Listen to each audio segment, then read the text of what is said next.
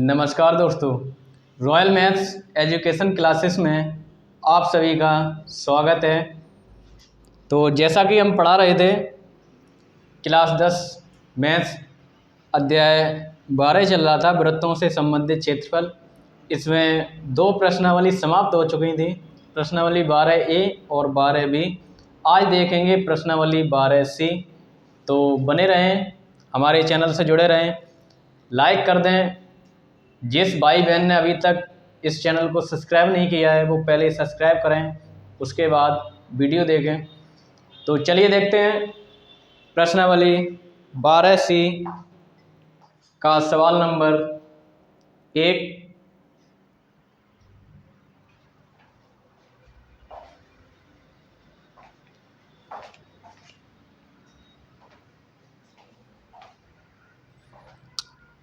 किताब सामने खोल के रखेंगे क्योंकि मैं सवाल पढ़ूंगा और आप लोग उसमें देखते रहें किताब में, उसके बाद सॉल्व कर दूंगा। तो सवाल नंबर 1 लिखा हुआ है, आकृति कुछ इस प्रकार की बनाई गई है। इस प्रकार की कुछ आकृति है, एक वृत्त बना हुआ है और ये एक सीधी रेखा है यानी व्यास है, इस प्रकार का यहाँ जुड़ा हुआ है और ये यहाँ जुड़ा हुआ है, जो Q पॉइंट है और ये P पॉइंट है, ये R पॉइंट है, केंद्र बिंदु O है और ये जो एरिया है इतना, ये क्षेत्रफल है, छायांकित भाग है। तो इसी का छायांकित भाग ज्ञात करना है। तो लिखा हुआ है सवाल नंबर 1, आकृति में छायांकित भाग का क्षेत्रफल ज्ञात कीजिए। जो ये आकृति बनी हुई है इसमें छायांकित भाग का क्षेत्रफल ज्ञात करना है। जो ये छायांकित भाग है इसका क्षेत्रफल ज्ञात करना है। यदि PQ भुजा ये वाली भुजा जो है, ये भुजा ये 24 सेंटीमीटर है, तो यहाँ लिख सकते हैं 24 सेंटीमीटर। और PR भुजा ये वाली भुजा ये 7 सेंटीमीटर है, तथा O वृत्त का केंद्र है। तो छायांकित भाग का क्षेत्रफल निकालना है। तो क्या करेंगे, एक तो ये जो Q से लेकर के R तक जो ये भुजा दी हुई है ये एक व्यास है और व्यास जो वृत्त होता है, एक व्यास द्वारा वृत्तों को 1/2 भाग में बांट दिया जाता है, यानी आधा भाग जो वृत्त का है ऊपर है और आधा भाग ये नीचे है और उसी में छायांकित भाग ये बना हुआ है। तो क्या करेंगे कि अर्धवृत्त है ये PR जो QR भुजा ये अर्धवृत्त है। तो क्या करेंगे सबसे पहले, और ये जो है ये समकोण है, 90 अंश का है। लंब भुजा 24 सेंटीमीटर है और PR भुजा जो है आधार भुजा 7 सेंटीमीटर है। तो सबसे पहले ये जो QR भुजा है इसे ज्ञात करेंगे। QR स्क्वायर बराबर PQ square plus PR square, या ऐसे कह लें कर्ण स्क्वायर बराबर लंब स्क्वायर प्लस आधार स्क्वायर।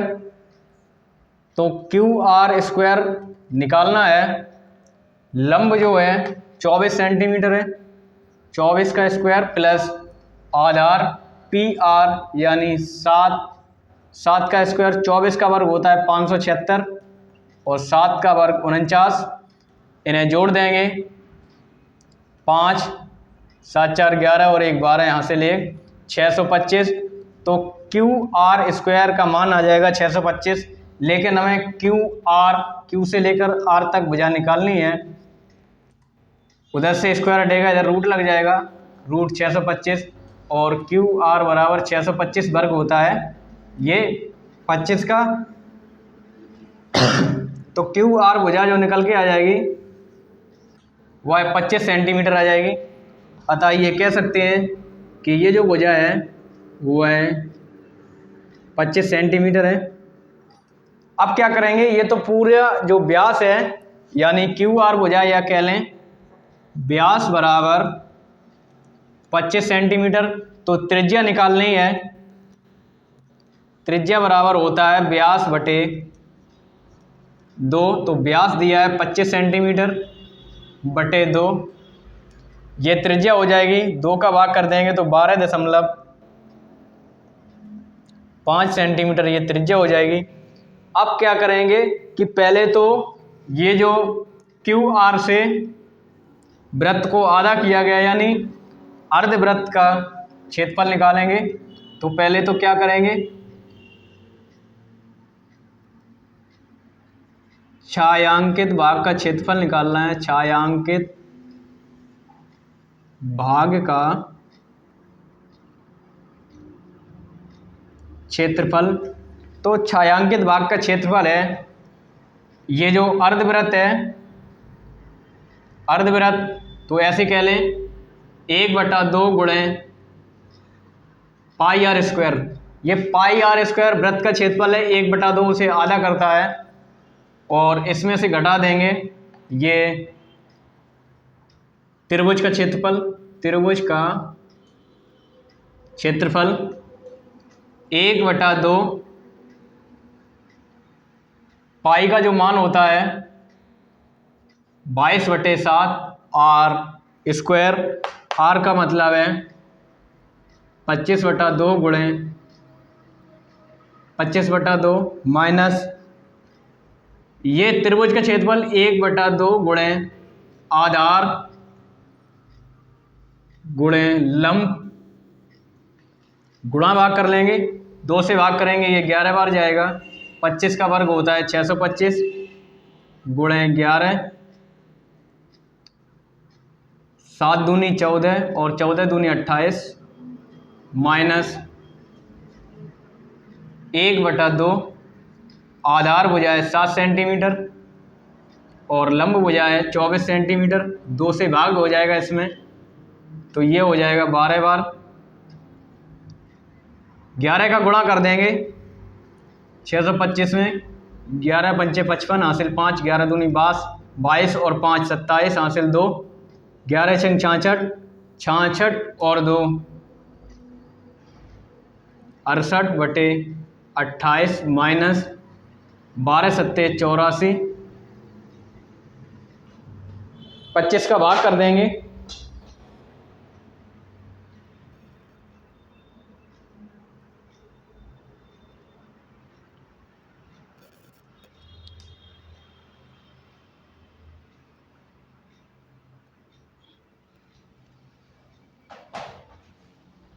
या ऐसे कह लें इसे कि ये जो भिन्न बन गई है इसके बटे में 1 लिख दो।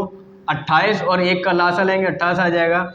28 से 28 में भाग करेंगे, एक बार जाएगा और 1 का गुणा कर देंगे तो ये हो जाएगा 68 75 माइनस 1 से भाग करेंगे 28 में 28 बार, 28 का गुणा कर देंगे 84 में, तो 28 का गुणा होगा 84 में 2352 आएंगे।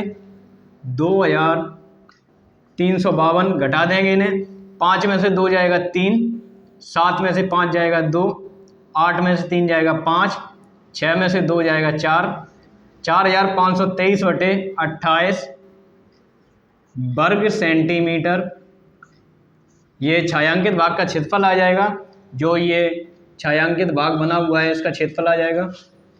तो आप लोग स्क्रीनशॉट ले लें, नोट कर लें।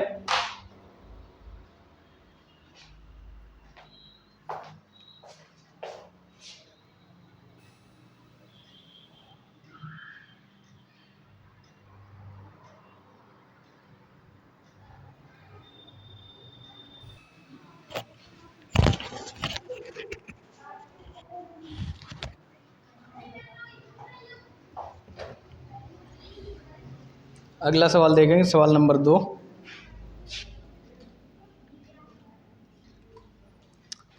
सवाल नंबर 2 लिखा हुआ है आकृति में, जो ये आकृति बनी हुई है, छायांकित भाग का क्षेत्रफल ज्ञात कीजिए। जहां भुजा 12 सेंटीमीटर वाले एक समबाहु त्रिभुज OAB के शीर्ष ओ को केंद्र मानकर 6 सेंटीमीटर त्रिज्या वाला एक वृत्तीय चाप खींचा गया है। जो ये चाप खींचा हुआ है इसमें ये दिख रहा है कि ये जो बना हुआ है ये एक त्रिभुज बना हुआ है। ये जो बना हुआ है ये एक त्रिभुज बना हुआ है, और त्रिभुज भी कौन सा त्रिभुज बना हुआ है, ये समबाहु त्रिभुज बना हुआ है। उसमें बताया गया है, ये बताया गया कि समबाहु त्रिभुज है।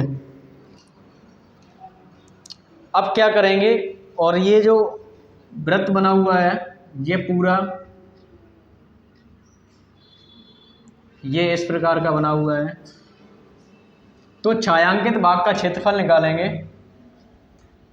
छायांकित भाग का क्षेत्रफल। अब छायांकित भाग जो है वह एक तो समबाहु त्रिभुज है, एक समबाहु त्रिभुज है, समबाहु त्रिभुज या AOB समबाहु त्रिभुज है। समबाहु त्रिभुज का क्षेत्रफल प्लस, और ये जो एक है वृत्त के त्रिज्य खंड का क्षेत्रफल, वृत्त के त्रिज्य खंड का क्षेत्रफल। इन दोनों को जोड़ देंगे तो ये फाइनल आंसर मिल जाएगा। अब क्या करेंगे कि समबाहु त्रिभुज का जो क्षेत्रफल का सूत्र होता है √3/4 भुजा स्क्वायर माइनस त्रिज्य खंड का क्षेत्रफल होता है θ/360 πr²। अब यहाँ जो भुजा लिखी हुई है 12 सेंटीमीटर, यानी A बराबर 12 सेंटीमीटर, और जो थीटा है वो जो ये थीटा 60 अंश का कोण दिखा रहा है, क्योंकि समबाहु त्रिभुज का जो समबाहु त्रिभुज की विशेषता होती है कि सभी भुजाएं तो बराबर होती हैं, सभी भुजाएं बराबर होती हैं और कोण भी सभी बराबर होते हैं। तो अगर एक त्रिभुज की टोटल माप 180 अंश होती है तो इनके जो कोण निकालेंगे ये कोण हो जाएंगे 60 अंश के, तीनों जो कोण हो जाएंगे वो 60 अंश के, जबकि यहाँ कोण बना हुआ है 60 अंश का। तो अब 60 अंश को छोड़ करके ये पूरा जो वृत्त बना हुआ है उसका मान निकालेंगे, तो थीटा निकालेंगे, यानी 360 माइनस 60, क्योंकि 60 अंश का जो कोण है वो तो एक समबाहु त्रिभुज में है, इन्हें घटा देंगे तो ये हो जाएगा 300 अंश। तो थीटा का जो मान है वह आ जाएगा 300 अंश। तो यहाँ रख देंगे, सूत्र पर लगा देंगे √3/4 भुजा जो लिखी हुई है 12 माइनस थीटा 300/360 πr², पाई का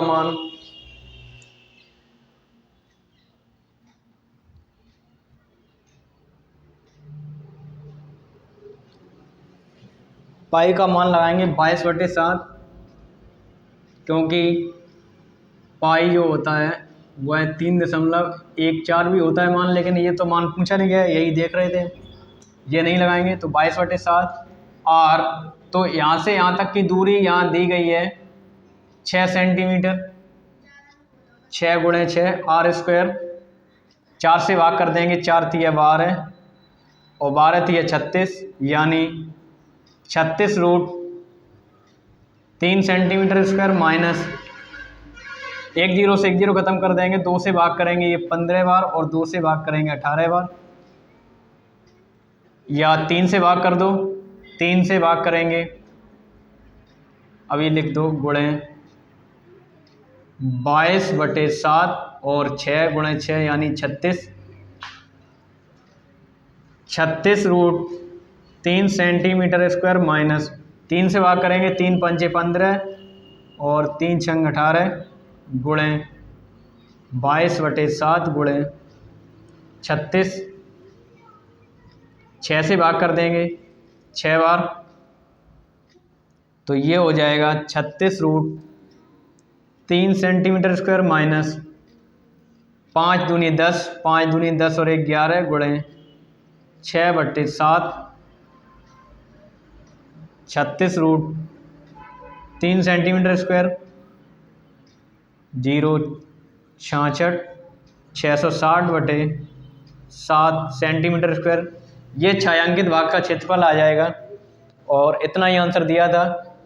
तो आप लोग नोट कर लें, स्क्रीनशॉट लेना चाहे स्क्रीनशॉट ले सकते हो, और अगर सवाल समझ में आया तो लाइक करते हुए चलें, शेयर करते हुए चलें।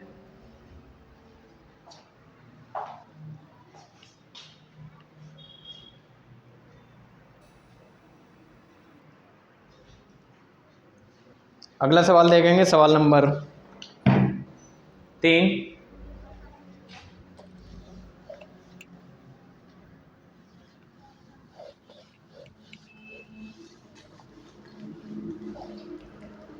सवाल नंबर 3 देखेंगे।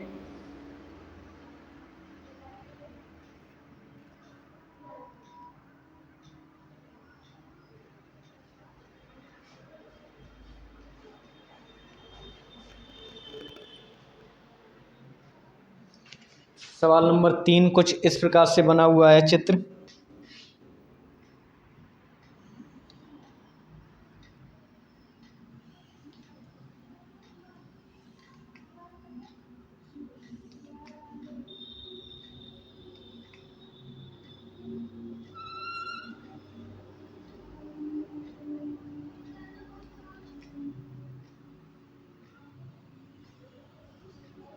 ऐसा कुछ चित्र बना हुआ है और ये जो है ये छायांकित भाग है। इसमें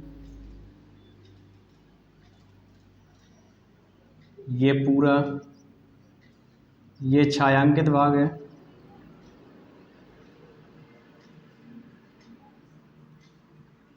ये छायांकित भाग है। अब मैं सवाल को पढ़ता हूँ, आप लोग बुक में देखते हुए चलेंगे।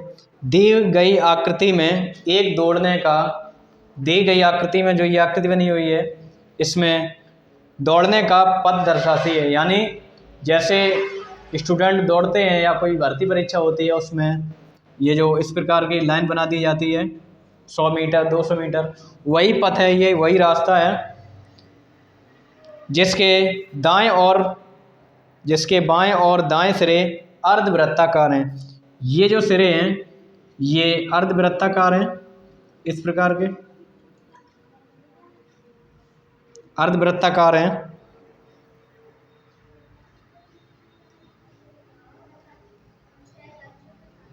दोनों आंतरिक समांतर रेखाखंडों के बीच की दूरी 60 मीटर है। दोनों आंतरिक समांतर यानी ये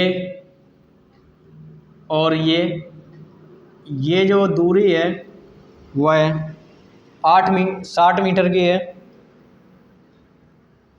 तथा इनमें से प्रत्येक रेखाखंड 106 मीटर लंबा है। प्रत्येक जो रेखाखंड है वह 106 मीटर लंबा है।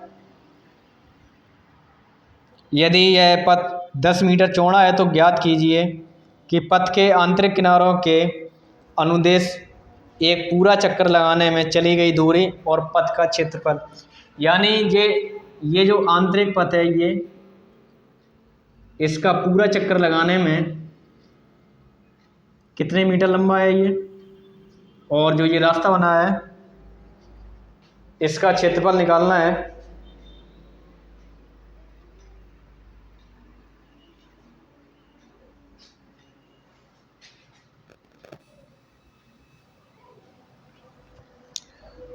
अब चित्र को समझेंगे। ये जो यहाँ से इस पॉइंट से इस पॉइंट तक की दूरी है वह 106 मीटर है और इधर भी इस पॉइंट से इस पॉइंट तक की दूरी है ये 106 मीटर है। और ये जो पथ है ये 10 मीटर चौड़ा है, दोनों साइड ये 10-10 मीटर चौड़ा है, ऐसे लिख सकते हैं। ये हर जगह 10-10 मीटर चौड़ा है, जबकि इनके बीच की जो दूरी है ये इसकी और इसके बीच की दूरी है ये यहाँ से यहाँ तक की दूरी है 60 मीटर। तो अगर इसे यहाँ से कट कर दें, इसे यहाँ से कट कर दें, यहाँ इसे कट कर दें, ये जो मैं कट कर रहा हूँ, इसके बाद ये जो इस साइड अर्धगोलाकार है, इधर भी अर्धगोलाकार है। तो जो पहला पॉइंट पूछा गया है, इसमें पहला पॉइंट पूछा गया है कि पथ के आंतरिक किनारों के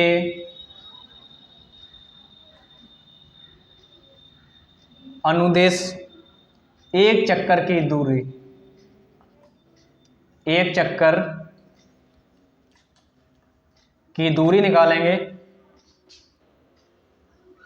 तो क्या करें, अगर इसे हम स्मॉल a मान लें, इसे b मान लें, इसे c और इसे स्मॉल d, और यहाँ a b c d इस प्रकार के नाम दे दिए हमने। अब क्या करेंगे कि पहला जो पॉइंट लिखा हुआ पथ के आंतरिक किनारों के अनुदेश, यानी अंदर की तरफ, यानी यहाँ से कोई स्टूडेंट दौड़ना चाहे और लौट के यहीं आ जाए, तो कितने एक चक्कर में कितनी दूरी तय की उसने। तो क्या करेंगे, ए से बी तक की दूरी, यानी ए बी 106 मीटर, और ए से कैपिटल ए और कैपिटल बी तक की दूरी 106 मीटर, जबकि बी से बी तक की दूरी, ये घुमावदार, ये गोल है, और यहाँ से यहाँ तक ये एक वृत्त बन रहा है, यानी वृत्त बन रहा है, वृत्त की परिधि बन रही है। तो इसे ऐसे निकाल सकते हैं, ए बी प्लस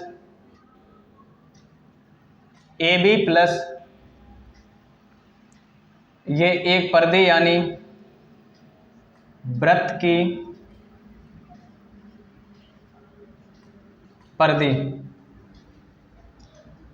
तो ए बी का मान है 106 metre, plus capital A B का मान है 106 मीटर, प्लस वृत्त की परिधि होती है 2 पाई आर। अब परिधि कहाँ से बन गई, ये आधी परिधि हो गई, आधा गोला चक्कर यानी आधी परिधि, और आधी परिधि मिलाकर के एक परिधि। 106 और 106 212, प्लस 2 गुणे पाई का मान 22/7 आर निकालेंगे, क्योंकि पूरा जो व्यास है,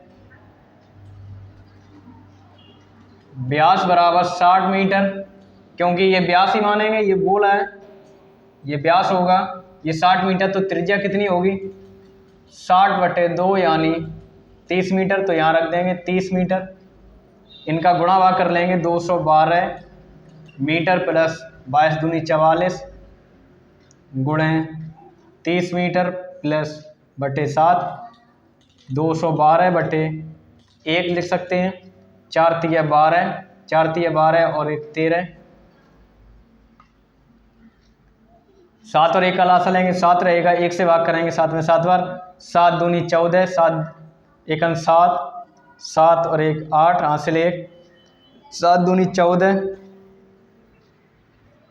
प्लस 13 20, इन दोनों को जोड़ देंगे, 4 8 3 11, हासिल 1,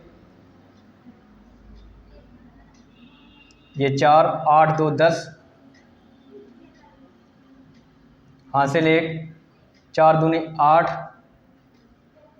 और 2, इतने मीटर ये रास्ता है। अगर इसमें 2 का भाग कर दें, इसमें 7 का भाग कर दें, तो ये पॉइंटों में आ जाएगा। आप लोग नोट कर लें, क्योंकि इसे बिगाड़ देंगे हम। एक चक्कर में 2804/7 मीटर दूरी तय करता है। अगला देखेंगे सेकंड पॉइंट, यानी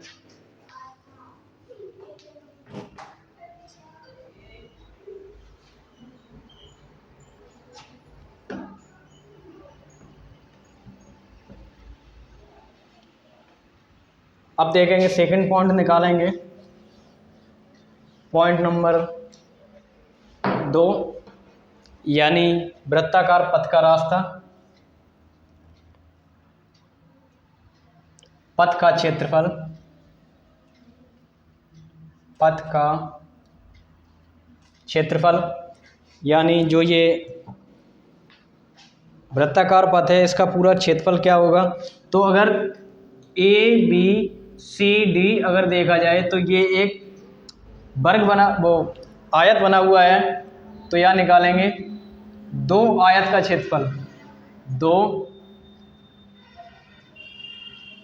आयतों का क्षेत्रफल, या इसे अलग अलग निकालना है, 2 आयतों का क्षेत्रफल,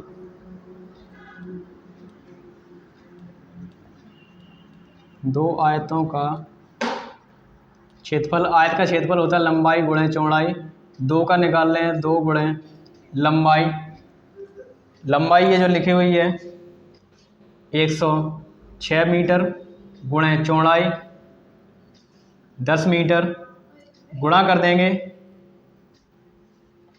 20 गुणे 106 मीटर, 6 दूनी 12 हासिल 1, 2 एकन 2, 2120 मीटर स्क्वायर। 2 आयतों का निकाला है, ए से बी तक सी डी, ये जो capital A B C D लिखा हुआ है, और small A B C D, ये इतना क्षेत्रफल निकल चुका है, यहाँ से इतना ये और इतना ये। अब निकालेंगे वृत्त का, तो ये कुछ इस प्रकार की आकृति बनेगी। तो बड़े वृत्त में से छोटे वृत्त को घटा देंगे, यानी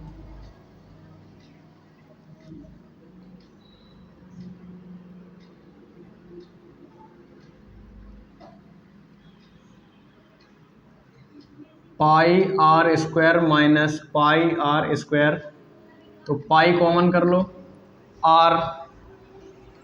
अब यहाँ मान लो ये सेंट्रल है, यहाँ से यहाँ तक जो त्रिज्या थी वो 30 थी, लेकिन यहाँ से यहाँ तक डी तक, ओ से डी तक की त्रिज्या जो हो जाएगी वह 30 + 10 यानी 40 हो जाएगी। बड़ी त्रिज्या 40 स्क्वायर और जो छोटी त्रिज्या है वह 30 रहेगी, यहाँ तक, यहाँ से यहाँ तक ये 30 स्क्वायर, पाई का मान 22/7, 40 का वर्ग 1600, 30 का वर्ग 900, ये घटा देंगे तो ये आ जाएगा 700, 7 से भाग कर देंगे 22 गुणे 100, ये हो जाएगा 2200 मीटर स्क्वायर। तो अब यहाँ निकालेंगे 2200 metre square plus 2120 metre square, इन्हें जोड़ देंगे 4320 वर्ग मीटर, ये आंसर आ जाएगा इसका। यानी रास्ते का जो क्षेत्रफल आ जाएगा, पूरे रास्ते का क्षेत्रफल ये 4320 वर्ग मीटर इस प्रकार से निकाल लेंगे। तो ये जो पूरा ये जो पथ बना हुआ था, रास्ता बना हुआ था, इसे हमने 2 टुकड़ों में विभाजित कर दिया। एक तो ये वृत्त का टुकड़ा बना दिया और एक आयत का टुकड़ा बना दिया। तो आयत का क्षेत्रफल एक का निकाला, जबकि दोनों सेम है, तो 2 आयतों का क्षेत्रफल निकाला, और ये जो वर्ग वृत्त बनता है, वृत्ताकार पथ का क्षेत्रफल निकाला जो कि ये निकला हुआ है, और दोनों को जोड़ दिया तो ये पूरे पथ का क्षेत्रफल आ गया। तो गाइज आज के लिए इतना ही, मिलते हैं अगले वीडियो में।